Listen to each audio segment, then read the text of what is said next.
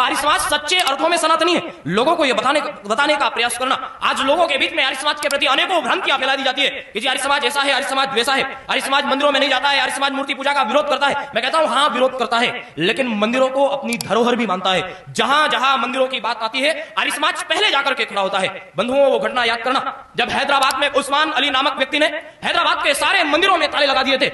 उस समय कोई पौराणिक बंधु खड़ा होकर के उन तालों को खुलवाने के लिए नहीं गया था। हमारे आर्य समाज के व्यक्ति गए, नारायण स्वामी जी वहां जाकर के गए अपने संगठन को लेकर के, और आर्य समाज के माध्यम से आंदोलन किया और वहां के मंदिरों को खुलवाने का कार्य किया। बंधुओं, जब नारायण स्वामी से एक व्यक्ति ने प्रश्न किया कि जी स्वामी जी, आप तो आर्य समाज के व्यक्ति हैं, आर्य समाज तो मूर्ति पूजा को मानता नहीं है, आर्य समाज तो मंदिरों को मानता नहीं है, तो फिर आप वहां पर ताले खुलवाने के लिए क्यों गए? बंधुओं, वहां जो महात्मा नारायण स्वामी ने जो उत्तर दिया था ना, उस उत्तर का ही चिंतन करके उसका प्रचार करने का प्रयास करना।